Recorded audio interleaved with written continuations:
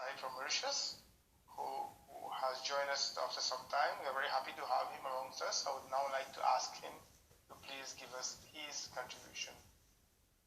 Acharya ji,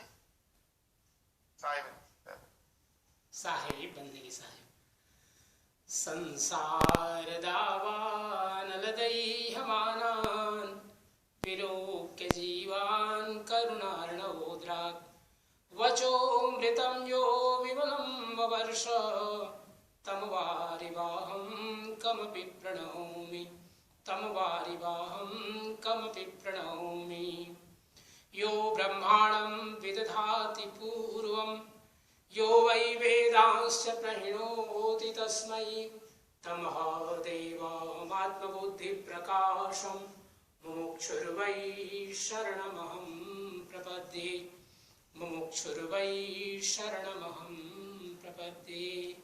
Shri सद्गुरुवे नमः। सोहम हंसा सद्गुरु शरणम। परमादरणीय महंत साहेब, परम श्रद्धेय सभी भक्त हंसजन, देवियों सज्जनों, इस सदगुरु Kabir Saheb association Toronto Canada के माध्यम से सत्संग में जुड़े हुए आप सभी लोगों को हमारे मॉरिशस के सभी महान साहेबों, सभी भक्तों की ओर से देवमित त्रैबार साहेब बंदगी, साहेब बंदगी, साहेब बंदगी। आज के विषय में हम प्रवेश करें इसके पूर्व आप सब लोगों को एक सुंदर शुभकामना। हम सब जानते हैं माघ का महीना चल रहा है और माघ सुदी एकादशी रलो पवन में पवन।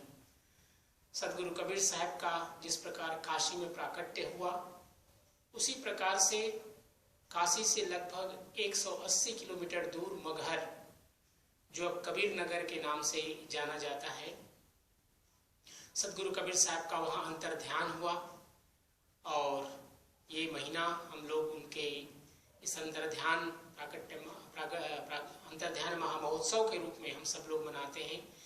अपने अपने समय और तिथि के अनुसार से, सुविधा अनुसार हम सब लोग इसको मनाते हैं। तो मॉरिशस में भी ये कार्यक्रम बस प्रारंभ होने वाला है सुदी अर्थात शुक्ल पक्ष में। तो इस अंतर्ध्यान महामहोत्सव के लिए आप सभी लोगों को, जो भी सत्संग में जुड़े हैं, हार्दिक शुभकामना और सत्य पुरुष परमात्मा सदगुरु कबीर साहब की अनंत अनंत असीम कृपा आप सबको प्राप्त हो। सदगुरु कबीर साहब का जो यह भक्ति का मार्ग है, ज्ञान का मार्ग है, निर्गुण की परंपरा है, हम सब लोग उनको बहुत बहुत एंगल से देखते हैं। और जिसने जिस रूप में सदगुरु कबीर साहब को देखा, सदगुरु कबीर साहब को उस रूप में प्राप्त किया। तो अब हम प्रवेश करते हैं आज के विषय पर। बहुत ही सुंदर विषय रखा है हमारे आदरणीय महान श्री जय साहेब जी ने। औचित्य समर्थन, अर्थात हिंदी में औचित्य, संस्कृत में इसको औचित्य अर्थात होता है कारण, और समर्थन करना, उसको सपोर्ट करना। और इंग्लिश में जो विषय दिया उन्होंने जस्टिफिकेशन। हम सब लोग जानते हैं कि हमारे जीवन में जब तक हम यह ना जान लें कि ये हमारे लिए ठीक है या नहीं, तब तक हम उसको प्राप्त करने के लिए या उसमें प्रवेश करने के लिए हम प्रयत्नशील नहीं होते। तो सर्वप्रथम आवश्यकता होती है हमारे मन में एक परख, ज्ञान की। परख कहते हैं ज्ञान को। और जब तक हमें ज्ञान नहीं होगा, हम नहीं जान पाएंगे कि हम इसका हम समर्थन करें या इसका हम विरोध करें।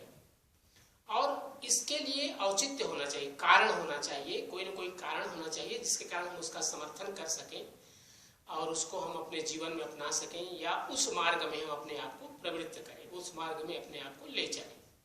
सदगुरु कबीर साहब ने बहुत सुंदर साखी कही। कबीर लहर समुद्र की मोती बिखरे आए, बगुला परख न जानई हंसा चुगी चुगी खाए। सदगुरु कबीर साहब ने ये साखी ग्रंथ में कही है, जिसमें सदगुरु कबीर साहब कहते हैं अगर व्यक्ति के अंदर में परख न हो। एक उदाहरण दिया उन्होंने हंसा का। हंस एक पक्षी है, संभवतः वर्तमान में हम लोग कहीं भी उसको नहीं देखे हैं इस रूप में पक्षी को, लेकिन उदाहरण के रूप में हम ग्रंथों में इसको पाते हैं। और सदगुरु कबीर साहब कह रहे हैं कि जब समुद्र की लहरें चलती हैं, अगर आप लोग द्वारिका जाएं तो वहां आप देखेंगे कि लहरों के माध्यम से बहुत से मोती किनारे आ जाते हैं, समुद्र के किनारे आ जाते हैं।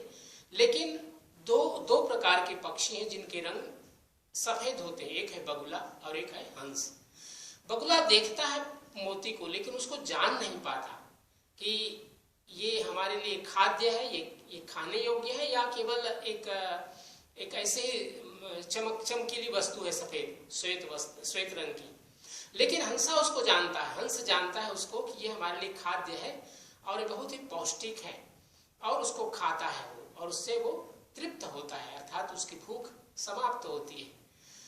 इसी प्रकार सदगुरु कबीर साहब ने हम सबके जीवन में प्रत्येक विषय के लिए कहा कि हमारे अंदर एक परख होनी चाहिए, और परख आता है अनुभव से। हम जब तक उसको जान नहीं पाते या पूर्व से हमें उसके प्रति जानकारी ना हो तो हम उसको जस्टिफाइड नहीं कर सकते, और जब तक जस्टिफाई नहीं करेंगे उसका जस्टिफिकेशन भी नहीं कर सकते, अर्थात उसका समर्थन भी नहीं कर सकते। सदगुरु कबीर साहब ने एक बहुत सुंदर और बात कही, सतयुग त्रेता द्वापर यह कलयुग अनुमान, सार शब्द एक साँच है झूठा सब एक ज्ञान।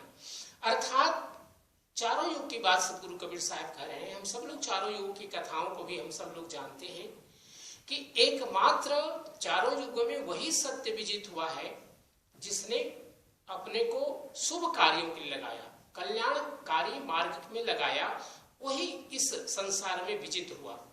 जिसने असत्य का मार्ग चुना वो सदा ही हारा है और पराजित हुआ है। उसका समर्थन न तो समाज ने किया और न ही व्यक्तियों ने किया, चाहे वो भक्ति का मार्ग हो या लोक मार्ग हो, समाज नीति सामाजिक रूप में हो या राजनीति के रूप में हो या आध्यात्म के रूप में हो, हम उसी का समर्थन करते हैं जो समाज, देश और स्वयं के लिए कल्याणकारी हो। इसी प्रकार हम सब लोग एक साखी बहुत ही सुंदर और सब लोग जानते हैं कि कस्तूरी नाभि बसै मृग ढूंढे वन माही, ऐसे घट में पीव है दुनिया जाने नाही। अर्थात हम सब जानते हैं कि हमारे अंदर परमात्मा है। इस प्रकार नाभि में मृग के नाभि में कस्तूरी होती है और उसको उसका सुगंध उसे प्राप्त होता है, किंतु जान नहीं पाता कि मेरी नाभि में है। इसके लिए वो भटकता है। हम सब लोग जानते हैं कि हमारे हृदय में या हम कहें कि अपने अंदर में सत्य पुरुष परमात्मा का निवास है, तभी हम जीवित हैं, बातचीत कर पा रहे हैं, देख पा रहे हैं। अन्यथा हम इसको कभी भी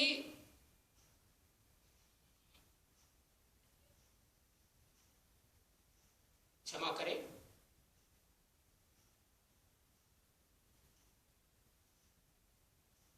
समझ नहीं पा रहे कि हमें क्या करना चाहिए। बस ठीक है, आप जारी रखिए सर। ठीक है। अच्छा, तो सदगुरु कबीर साहब ने इस साखी के माध्यम से समझाया कि हम सब के अंदर में वही परमात्मा है, लेकिन हम उसको जानते हैं कैसे? अपनी आत्म साधना से। आत्म साधना कौन हमें देता है? वह हमें गुरु देता है। अर्थात ये जो परख है, ज्ञान है, ये हमें गुरु के माध्यम से प्राप्त होता है और तभी हम उस मार्ग की ओर प्रवृत्त होते हैं। इसी प्रकार एक साखी और सदगुरु कबीर साहब ने कही कि परखो द्वारा, ये जो साखी है हम इसको तीसरा यंत्र में भी तीसरे प्रश्न के रूप में हम जानते हैं। परखो द्वारा शब्द को जो गुरु कहे विचार, बिना शब्द कछु ना मिले देखो हृदय विचार। अर्थात यह जो शब्द है, शब्द के बहुत अर्थ सदगुरु कबीर साहब ने कहा। शब्द सुरत योग कहें तो वहां पर शब्द का अर्थ परमात्मा होता है। शब्द को अल्फाबेटिकल शब्दों के रूप में भी हम सब जानते हैं, लेकिन ये जो शब्द सदगुरु कबीर साहब ने कहा, यह है हमारे अंतर की ज्ञान चक्षु। जब तक हमारे अंदर ज्ञान चक्षु न खुले तब तक हम किसी भी विषय के बारे में अनुमान नहीं लगा सकते कि यह ठीक है या गलत है।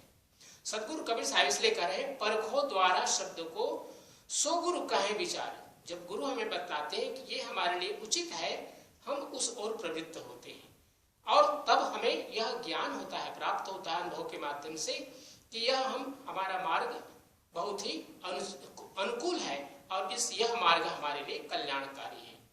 इसी प्रकार सदगुरु कबीर साहब ने कहा साखी कही, नाम अनंत जो ब्रह्म का तिनका वार न पार, मन माने सो लीजिए कहे कबीर विचार। परमात्मा के अनंत नाम है, क्योंकि हम केवल जैसे हम कबीरपंथी हैं तो सत्यनाम जानते हैं, कोई व्यक्ति राम को मानने वाला भगवान राम को जानते हैं, कृष्ण को जानते हैं, गणपति को जानते हैं, भिन्न भिन्न नामों को हम जानते हैं। लेकिन हिंदू संस्कृति के अलावा भी जो अन्य अन्य संप्रदाय हैं मानव जीवन में, हम सब जानते हैं कि अनंत अनंत नाम है, लेकिन जो नाम हमें गुरु देते हैं उसके द्वारा ही हम उस परमात्मा के द्वार तक पहुंच पाते हैं। पाया कहे तो बावरे, पाया कहे तो बावरे, खोया कहे तो कूर, और पाया खोया कुछ नहीं, ज्यों का त्यों भरपूर। सतगुरु कबीर साहब की साखी आप लोग जानते होंगे। यजुर्वेद में एक मंत्र आता है, उसमें कहा गया है पूर्णमदः पूर्णमिदं पूर्णात् पूर्णमुदच्यते पूर्णस्य पूर्णमादाय पूर्णमेवावशिष्यते। अर्थात यह संसार में जो परमात्मा का परिपूर्णता है उसको पूर्ण रूप से निकाल लिया जाए फिर भी वो पूर्ण रहता है। ऐसा ही हमारा जो अंदर में हृदय में ज्ञान चक्षु है, अगर वो गुरु कृपा से खुल जाए, अपनी साधना और भक्ति से हम उसको खोल सके, तो फिर परमात्मा हमसे दूर नहीं है। यद्यपि इसको हम किसी न देख सकते हैं न सुन सकते हैं। सतगुरु कबीर साहब ने स्वयं कहा बीजक में कि जाकर नाम अकहुआ रे भाई, ताकर कहा रमई नहीं गाई। हम उसका ज्ञान तभी हम प्राप्त कर पाते हैं जब हमें किसी सदगुरु के द्वारा हम उसको जान पाते हैं साधना के माध्यम से। अन्यथा वह परमात्मा तो अकहुआ है, उसको हम शब्द से उसके बारे में कह नहीं सकते। अयम आत्मा का संस्कृत में भी एक उक्ति कही गई है, अयम आत्मा प्रवचनेन न लभ्यः, अर्थात मात्र प्रवचन सुनने और प्रवचन करने से हम परमात्मा को नहीं प्राप्त करते जब तक हम उस मार्ग में प्रवृत्त नहीं होते। तो प्रवृत्त होने के लिए सदगुरु की आवश्यकता होती है। भरम पड़ा तिहु लोक में, भरम बसा सब ठाव, कहें कबीर पुकार के बसे भरम के गांव। हम सब लोग इस संसार में एक भ्रम में पड़े हुए हैं। भ्रम हमें तभी, भ्रम से निवृत्ति तभी होती है हमारी, भ्रम का निवारण तभी होता है जब हम उसका अनुभव कर पाते हैं। जैसे एक व्यक्ति अंधेरे में एक रस्सी को देखता है और सोचता है कि तो सांप है, लेकिन जब प्रकाश होता है तो जान पाता है कि नहीं, ये सांप नहीं, अपितु ये एक डोरी है, एक रस्सी है। इसी प्रकार बहुत से भ्रम हमारे जीवन में हैं और वो हम उन विषयों में, चाहे वो जैसे एक व्यक्ति न्यायालय का जज हो और उसको जब तक पूर्णतया ये न मालूम हो जाए कि जो व्यक्ति बात कह रहा है एक विटनेस के रूप में वो सत्य है कि नहीं, तो उसका पूरा परख करता है और तब उसका निर्णय करता है, उसका समर्थन करता है। सतगुरु कबीर साहब एक और बात कहते हैं, ज्ञान दीप प्रकाश करी भीतर भवन जराए। हमारे अंदर में जितने भी काम क्रोध के हमने भवन बना रखे हैं, जब तक वो जल नहीं जाते तब तक हमारा ज्ञान का दीप प्रकाशित नहीं होता। तहां सुमिर सतनाम को सहज समाधि लगाए। यह जो जीवन है एक साधना है, क्योंकि मनुष्य जीवन ही साधना कर सकता है, अन्य जीवन में हम साधना नहीं कर सकते। सतगुरु कबीर साहब ने ये जो विषय है आज का, बहुत ही सुंदर विषय है कि हम किसे अपने जीवन में अपनाएं, किसे जीवन में छोड़ें, किसका समर्थन करें और किसको अपने से दूर हटाएं, क्योंकि यह हमें अनुभव से प्राप्त होता है और अनुभव के लिए चलना पड़ता है। इसलिए कहा गया चरय वेति चरय वेति चरय वेति, चलना हमें आवश्यक है। जो चलता है वही प्राप्त करता है, जो सो गया उसको खोना पड़ता है, जो जागता है वही प्राप्त करता है। एक बहुत ही सुंदर भजन, हम उसको गा के नहीं सुना रहे, शब्दावली में भजन आया है और ये भजन हमें प्राप्त हुआ सतगुरु कबीर स्वामी की अमृतवाणी, जो भारत जामनगर के द्वारा प्रकाशित है, और इसमें हमें एक 104 नंबर का भजन मिला। बहुत ही सुंदर भजन, जो हमारे जो चीजें हम बाहर देखते हैं वही चीजें, वही वस्तुएं, वही दृश्य हमें अपने अंदर में दृश्य होता है जब हम सदगुरु की कृपा से अपनी साधना से इन वस्तुओं को अपने अंदर देख पाते हैं, तब हम उनका समर्थन कर पाते हैं और तब हमारा जीवन एक पूर्णता की ओर बढ़ता है। ये भजन गोसाइया बिना भटकत कौन फिरे। गोसाइया कहते हैं परमात्मा से जो जुड़े हुए हैं, जिनको हम सदगुरु कहते हैं, जिन्होंने प्राप्त कर लिया है, अर्थात जिनके ज्ञान प्रकाशित हो गए हैं अपने हृदय मंदिर में, और वो हमें सदगुरु के रूप में जब प्राप्त होते हैं तो क्या हमें मिलता है, घट ही में देवा घट ही में देवल घट ही में ध्यान धरे, घट ही में गंगा घट ही में जमुना घट ही में नीर भरे, घट ही में चंदा घट ही में सूरज घट ही में ज्योत जरे, घट ही में लोहरा घट ही में एरन, घट ही में घाट धरे, घट ही में पूजा घट ही में पाती, घट ही में फूल चढ़ाए, कहाँ कबीर सुनो भाई साधो, खोजत खबर परे। ये शब्दावली का भजन है जिसको यहाँ पर संग्रहित किया गया है इस ग्रंथ में, सदगुरु कबीर स्वामी की अमृतवाणी। इन सभी उपदेशों, सदगुरु कबीर साहब के इन वाणियों से हमें यही ज्ञान प्राप्त होता है कि हम अपने जीवन में अगर किसी का समर्थन कर रहे हैं, चाहे सामाजिक रूप में हो या आध्यात्मिक रूप में, जब तक हमारा स्वयं अनुभव न हो हम समर्थन न करें। और जब हम जान लें कि यह हमारे लिए अनुकूल है, निश्चय उस मार्ग में चलने का हमें प्रयास करना चाहिए। आप सभी लोग को पुनः सदगुरु कबीर साहब के अंतर ध्यान दिवस की मंगल कामना करते हुए आप सभी को सादर साहेब बंदगी, साहेब बंदगी, साहेब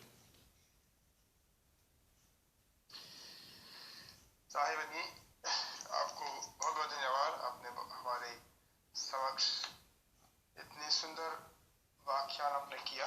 thank you very much Acharya ji for joining our satsang today and also talking on this theme, speaking on this theme that we have chosen today. First of all, I would just like to translate a little bit in English for those of you who are not Hindi speaking, what Acharya ji has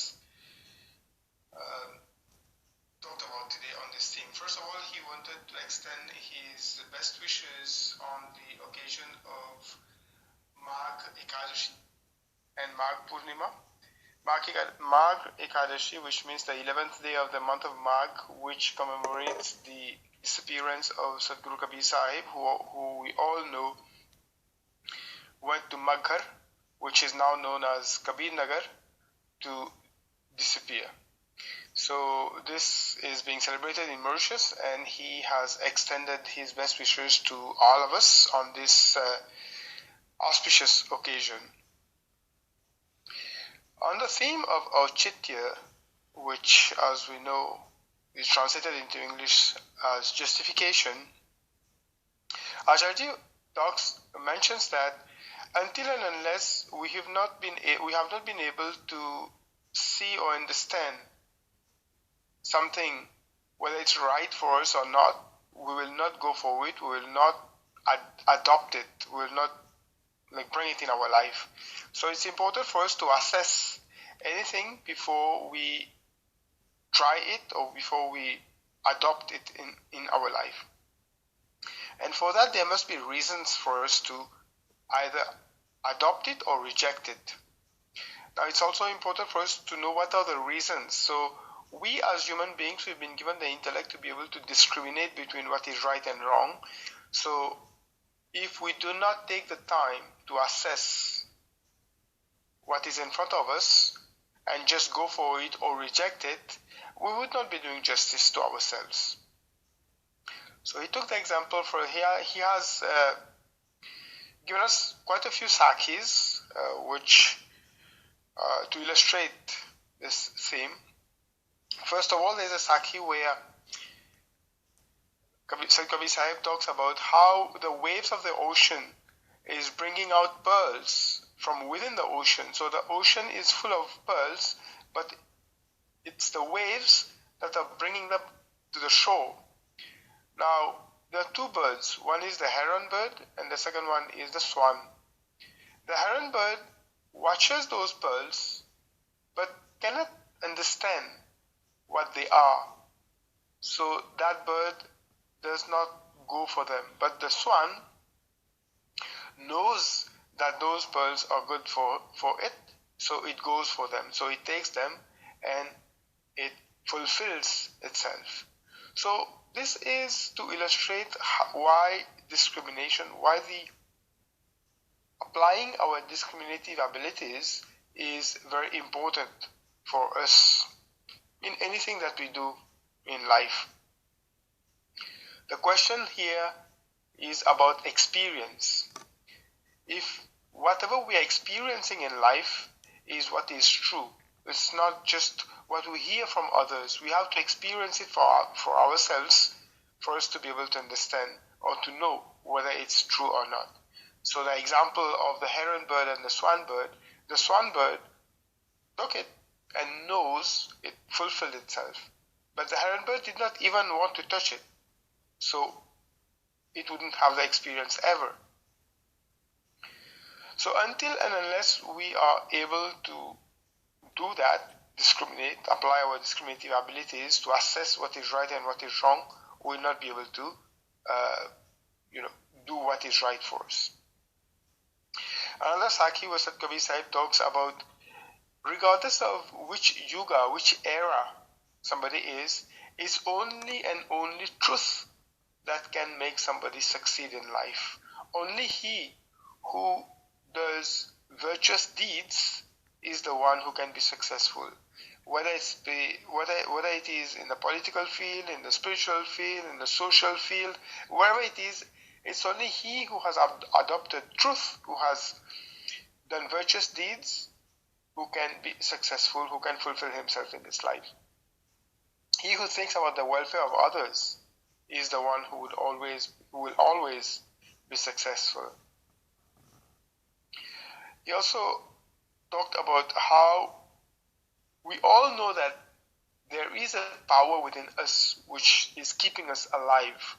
And that power, if we can relate it to God, that would be God. So God, the energy of God or divine energy, is what is within us to make us exist, to make us live.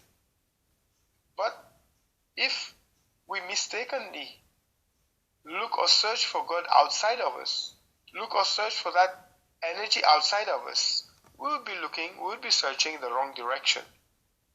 So that's why the Sakhi where Sant Kabir Sahib talks about the deer, which is searching for the fragrance which is coming out of its own navel, but the deer is just looking all around in the forest instead of realizing that that fragrance is coming from itself.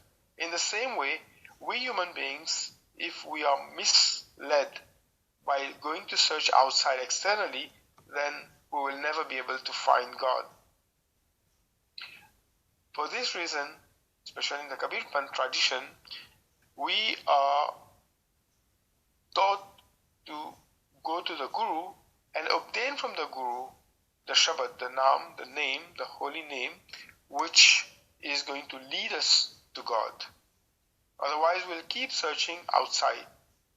In this world, there are so many different names, infinite number of names that are used to call God. But it's not about which name is right and which name is not right.